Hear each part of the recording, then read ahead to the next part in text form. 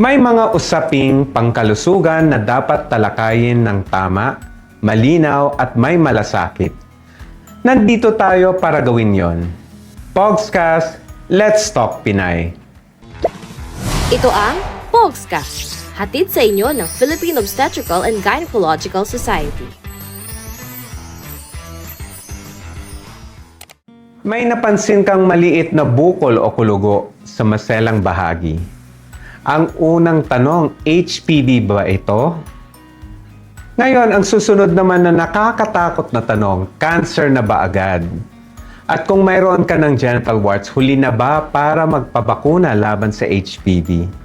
Ngayong episode na ito, pag-usapan natin ng malinaw at walang hiya-hiya ang genital warts at HPV vaccination. Welcome sa Pogscast, Let's Talk Pinay, ang podcast ng Philippine Obstetrical and Gynecological Society na nagbibigay ng tama, malinaw at mapagkakatiwalaang impormasyon tungkol sa kalusugan ng kababaihan. Ako po si Dr. Richard Ronald Cacho, ang inyong Pogscaster sa episode na ito.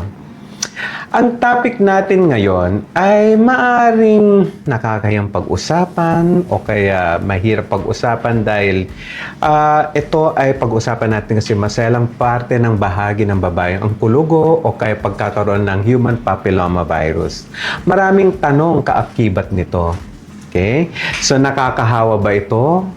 Lahat ba ng may human papilloma virus ay nagkaka-cancer? O nangangahulugan ba na nagtataksil ang partner? O kaya kailangan mo pa ba ng HPV vaccine kahit may kulugo ka na? Ngayon, para sa pag-usapan natin ang lahat at sagutin natin ang lahat ng tanong, ito ay nag-invite kami ng eksperto mula sa Philippine Infectious Diseases Society for Obstetrics and Gynecology. Please welcome Dr. Fatimi Motabali. Thank you very much, sir. Magandang araw po sa inyong lahat na mga viewers ngayon and sana po ay marami po kayong matutunan sa ating magiging diskusyon ngayong araw. Yes, Fatime or Meme, yes. Di ba, Dr. That's Meme? right, sir. Napaka-exciting or napaka-interesting ng topic natin ngayon. Although masasabi ko rin na hindi siya very widespread na kaalaman, no? Human papilloma virus. Yes, so, sir. Simulan natin sa very simple na to. Ano ba ang genital warts? Okay, ang genital warts po ay nagmumula sa human papilloma virus or what we commonly term as HPV. Mm-hmm. So these are low-risk types of HPV. That's the 6 and 11. Kasi po, maraming iba't ibang klase ng HPV. Meron pong low risk which causes the warts and there are the high-risk types which actually causes cervical, vulvar, vaginal cancer. They can also cause anal and penile cancer in males and oropharyngeal cancer. So marami palang sakit na idudulot ang HPV. Napakarami. Hindi lang cervical cancer kasi yan yung mga alam ng mga karamihan, no? Hindi lang Right. cervical cancer. So maraming spectrum of diseases na kinukos ng HPV. That's right, sir. So it's not limited only to cervical cancer. So it can also cause any lesions as simple At as warts. hindi lang babae, ano? Kahit Yes, lalaki both ay males pwede. and females may have it po. Ang genital warts ay tinatawag din kulugo, no? Right, kulugo po Paano sa kung may kulugo Tagalog. sa mukha ng isang Ayan. tao? Actually po, napaka-common pong tanong yan sa kliniko. Kapag halimbawa, nakikita ko na may warts sila on examination, I diagnose them, you have genital warts. Dok, hindi po kaya yan dahil may kulugo rin po ako sa daliri or may kulugo po ako dito sa leeg or sa mukha. They are not the same because genital warts is actually sexually transmitted. You know, HPV infections are actually the most common types of sexually transmitted disease. And 75 to 80% of males and females will have this without them even knowing that they have it. Sometimes they're just asymptomatic carriers. Tama. So, yung tanong niyo po kanina kung ang mga warts po or kulugo sa balat, sa ibang parte ng katawan, ay yun din po ang nagdudulot nung HPV sa baba. Hindi po. Kasi commonly, ang nagkakos po niyan yung mga HPV types 1, 2, 4, 12. Pero po, ito pong dito sa vulva, no? Sa vulvar area, it's usually 6 and 11. Right. Okay. So, napag-usapan na rin natin mga kulugo. Kapag ba may nakitang bukol sa maselang bahagi, no? Automatic ba genital wart agad ang Hindi po. Marami po tayong pwedeng isipin na dahilan ng bukol, no? So, we can have infectious bukols, no? It can be infected hair follicle, pwede pong may cellulitis, no? Or pamamaga, those are infectious. Pwede pong may mga iba-ibang sakit tulad ng molluscum contagiosum. Hindi po yun warts, iba po yun. And there can be also skin tags, no? Minsan po may balat lang po na nakausli or nakalawit. Minsan po may mga lipoma or fat na umuumbok doon or bumubukol. Sometimes they can also be cancers for all we know, no? Yeah. Yun po. So, maraming iba't ibang klase ng bukol. Okay. So, ayan, malinaw yung kung ano talaga ang HPV. Ngayon, nasabi mo kanina, it is easily transmitted, most contagious. Ganun ba yun? Paano ba nahawa ang human papilloma virus? So, actually po, pwede kang mahawa through the most common route of infection is actually skin-to-skin contact. So, you can get it from an infected sexual partner through skin-to-skin contact. And the virus is usually localized. It's usually on that area. It's not like other diseases po like hepatitis B and HIV, wherein these are also viruses, but they are systemic. But for HPV, they are usually localized on that particular area of infection only. So, it's not just obtained because of male to female partner. You can actually get it patients who have male partners, MSMs, or female partners can also get it because of sharing of for instance, sharing of sex toys. No? If the female partner is infected, sharing it with another partner, you can get it. No? So you can get it through fomites, skin-to-skin contact. You can also get it from oral sex, anal sex, and penetrative intercourse. Okay. So, skin-to-skin transmission, no? That's right. So, hindi kailangan ang penetration o pagpasok ng ari sa ari din ng babae, hindi kailangan ng ganun. Hindi po kailangan. O kaya exchange of bodily fluids, hindi kailangan yan. No. So, skin to skin hindi po lang siya. Kailangan. Yeah. Okay. Kapag may genital wart ba ang isang tao, ibig sabihin ay bagong infection ito? Ibig bang sabihin nito or yung next question dyan ay, tutubo ba kaagad ang human papilloma, ang warts kapag na-infect kaagad yung So, that's a very good question, sir, kasi madalas ang pasyente pupunta sa clinic, Doc, ako naman po siya lang po ang partner ko, no? Madalas po this can be a reason for discussion of partners. So hindi po ibig sabihin na ngayon ka nagkaroon ng kulugo kahapon ka lang nahawa nung isang linggo o nung isang buwan. Because this virus can remain asymptomatic for a while for as long as your immune status is okay. For instance po, I'll give you a clear like example.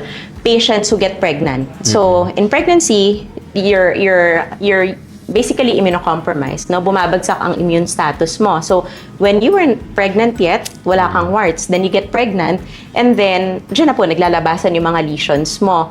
So, you don't necessarily obtain it just recently. Pwedeng meron ka na niyan because HPV usually clears on its own. This is a very important thing to remember. Within 1 to 2 years, no, you can remain asymptomatic, and then it will just clear on its own without you even knowing that you have this disease. Yeah.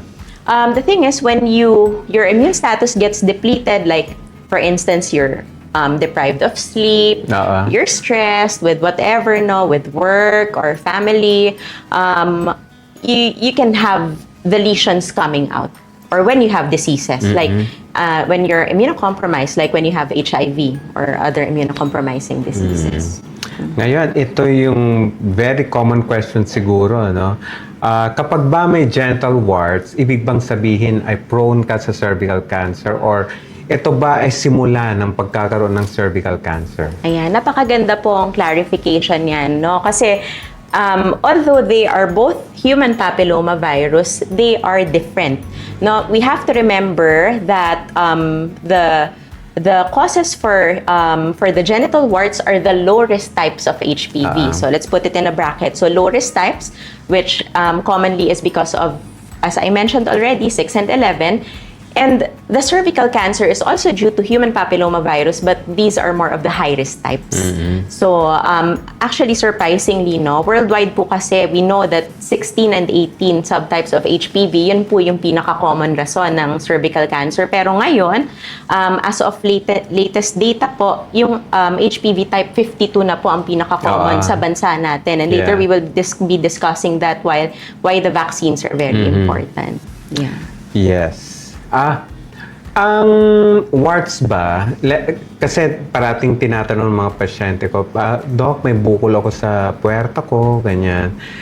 Warts na ba ito? Ano ba itsura ng warts? Okay po. So, marami pong iba't ibang klase kasi ng warts eh. Yung iba po, flat. They can be flat lesions. Yeah. Yung iba po, raised lesions, no, maliliit, no, parang finger-like projections. Yung mga masyadong malalaki na po, pagka masyadong malalaki na sila, para silang yung tinatawag na cauliflower-like lesions.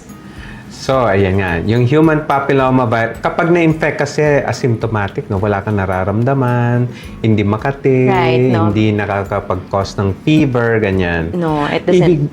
Ngayon, ang pinakamalaking question din yan, kapag ba na-infect ka ng HPV, magkakaroon ka ng cervical cancer?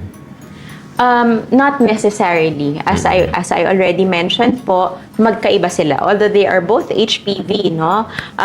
That's where screening comes in, sir. No, it's very important to have patients tested. No, we have the Pap smears and the HPV tests, no, to check if you are carriers of the high-risk types of HPV. So it doesn't necessarily mean that you have warts. Magkakaroon ka rin ng cervical cancer. Okay. So, ayan, maliwanag, no? So, Dr. Fatime, no? Or Meme, maaari bang mawala ng kusa ang genital warts na walang gamutan, na hindi nagpapatingin sa doktor? Yes. Pwede. Yes kahit po. malaki? Kung parang cauliflower na? Kung malaki po, I think yun yung mga talaga nagpapakonsulta na sa mga clinic natin. Even for patients, it's hard to miss, no? So, mostly yun po yung talagang nagpapacheck sa atin, and then we do either, treatments like cauterization, no? But they can actually clear on its own, especially for the small lesions, for as long as you boost your immune system. Yeah, okay. So, pero yung mga malalaki, kailangan sigurong for aesthetic purposes, mga yan. Kapag tinanggal ba ang wart, ibig bang sabihin na wala na rin ang HPV sa katawan? Hindi tinanggal, meaning kinoterize lang o sinunog ng isang electrocautery or in-excise, di ba? Or tinanggal na. Ibig bang sabihin, wala ng HPV? Hindi po. Pwede ka pa rin carrier nung virus.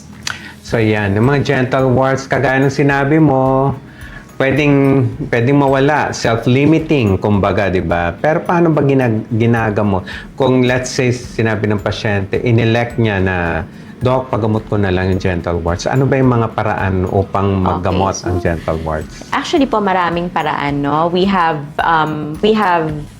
two tracks there, no? Pwede pong patient ang mag-a-apply ng gamot nila. Yun ay applicable kung hindi naman ganun kalalaki yung mga lesions, no? So, with the proper guidance of the doctor, of course, you don't just go to the pharmacy telling the pharmacist that I'm having itch down there, maybe can give me medicines, kasi kailangan po ng proper diagnosis. So, you can be given medications with the guidance of your doctor how to apply it until when you are supposed to apply the medication. These are usually topicals. And we also have the provider-administered medicines, no? Or we usually have the TCA, or the trichloroacetic acids at our clinic. We can do cryotherapy. If the warts are really big, we can do excisions or cauterizations. Yeah. Okay. So, sa tingin ko, kailangan nyo magpakonsulta sa inyong mga doktor para alamin yung mga options nyo. That's right. May mga pangkaraniwan ding common na ginagawa ng ibang tao na naggagamot na lang sila sa kanilang sarili. Personal na lang nilang ginagamot. Nagtitingin na lang sa online stores at may mga wart remover. Yun. Gaano ba ka-effective yung mga yon? Medyo nakakatakot po siya for me. Kasi una sa lahat, hindi mo naman alam, di ba, na-mention po natin kanina, maraming iba't ibang klase ng bukol doon sa vagina mo, no? Or vulva. baka mamaya, akala mo warts yun pala, hindi na siya warts, no? So, never ever self-medicate. I really Yes. cannot advocate the safety of these medicines that are actually sold online because you need a proper diagnosis first to get a proper treatment. Si Dr. Dr. Google nga daw, di ba? Paano kung buntis naman na may genital warts? May kaibahan ba yan sa paggagamot sa isang hindi buntis na babae? Pareho lang naman po. Pareho no? lang. So the treatment is just the same. As I was mentioning earlier, in pregnancy, sometimes mas rapid po yung growth or yung paglaki ng mga lesions kasi nga bagsak ang immune system nila. So madalas kapag buntis, dyan tayo nakakakita ng very florid. Ang lalaki po talaga, yung mga cauliflower-like Oo. lesions na. Cauliflower ang lesions na yan. Kung nakakatulong ang usapan na ito, maaaring mag-like, share at subscribe sa Pogscast. Baka ito na ang impormasyong kailangan ninyo o ng taong mahal nyo. Kadalasan mga babae yung di ba, mga OBGYN, babae lang, mag-isa lang siya. Hinahanap mo ba yung partner? Always. Lagi po yun. I always advocate partner screening as well. Bakit? Bakit kailangan bang i-treat din yung partner? Well, if may lesions po, then we need to treat the partner and we also have to make sure that they get tested with other different types of STDs like routinely. Bakit kailangan i-test din sa ibang sexually Yes. transmitted diseases? Kasi po, kagaya po na nabanggit ko, di ba po, pag mas immunocompromised ka, naglalabasan yung lesions mo. What if we have a patient who has warts, presenting with warts initially, yun pala may HIV na siya. So I need to test both the patient and the partner. I need to check for other STDs as well, hepatitis B, syphilis, HIV test, just to make sure that there is no concomitant infection as well. Okay, so maaari bang makipagtalik ang may genital habang naggagamot ng genital warts o kaya habang may genital warts? Hindi po natin ina-advise yan kasi po pag dumugo, mas nagiging infective po yung area na yon. So we need to totally clear the lesions first before we advise recurrence of sexual activity. Okay, so nagpagamot na si patient, no? Nabigyan mo na rin ng gamot, cleared na rin. So, tuwang-tuwa na siya. In the future ba, hindi na babalik ito? Maaari pong bumalik yan. Maaari siyang bumalik. So, hindi po natin pwedeng sabihin common nagkaroon ka na ng sakit na HPV, hindi na po siya babalik. You don't get a certain type of immunity from this disease. Very good. At isang panlaban natin dyan ay ang HPV vaccine, no? That's right. Gaano ka-effective ang mga bakuna natin? Well, vaccines are very effective. Actually po, ang goal talaga natin by the year 2030, and that's how many years from now?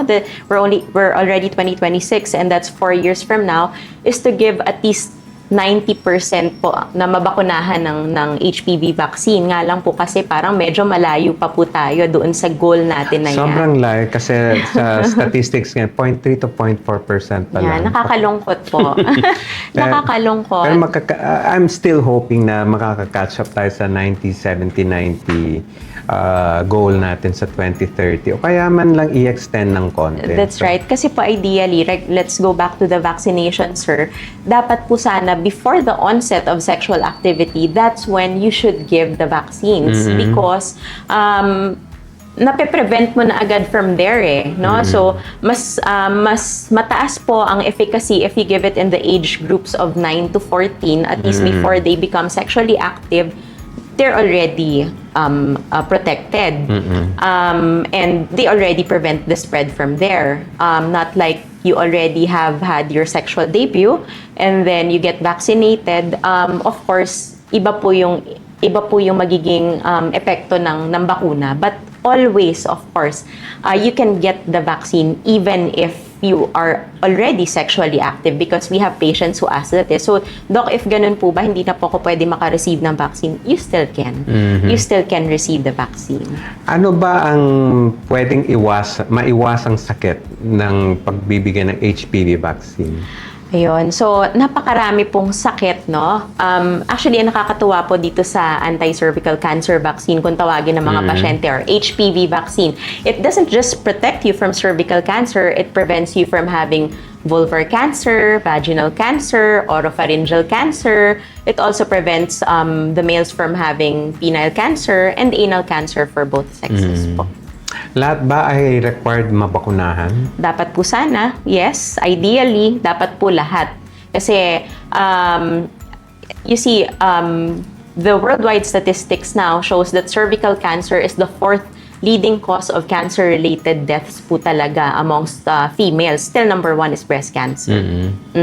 So, bakit kailangan bakunahan ang mga bata? Kasi sabi mo kanina, better kung wala pang exposure sa HPV. Right. Opo, yun po talaga yung dahilan doon.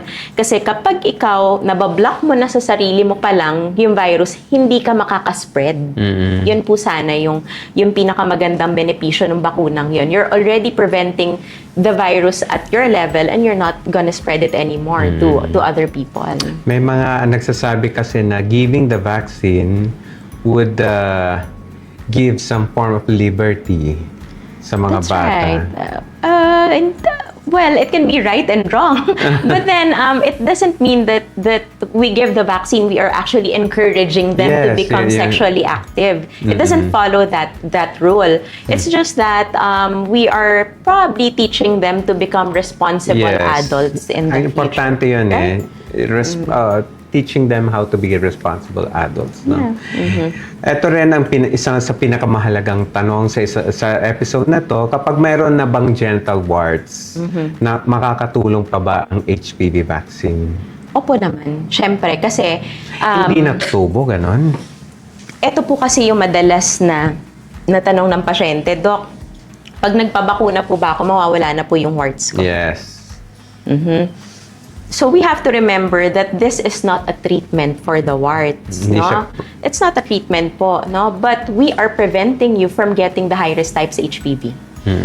Because in the Philippines, the most common HPV 52, which is covered in the non-availant vaccine. But the treatment of warts is still the ones we have mentioned earlier, no? Either patient or provider applied treatments.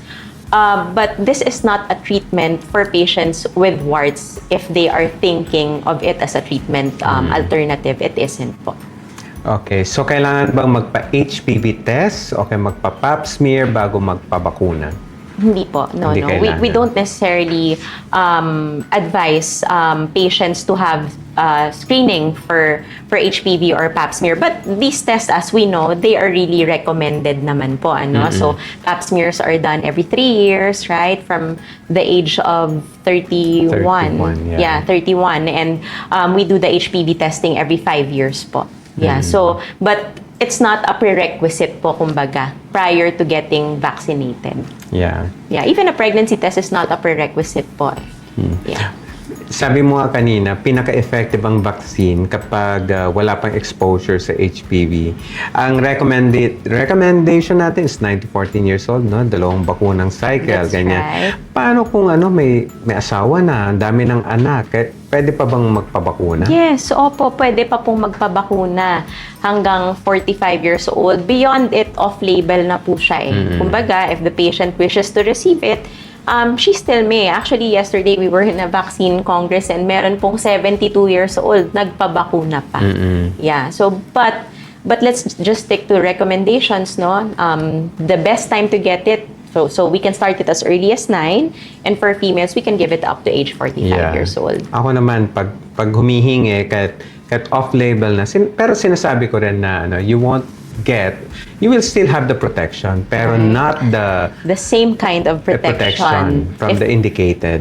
if you got it earlier. Yes. Ilang doses bang binibigay na HPV vaccine? So, if you haven't had your 15th birthday yet, so let's say you're 9 to 14 years old, it's a good time because you only get it for 2 doses. Yeah, and beyond 15 years old, 3 doses na po siya eh. Yeah, ang dosing interval po niyan is ngayon, then 2 months after, then 6 months after for the 3-dose course.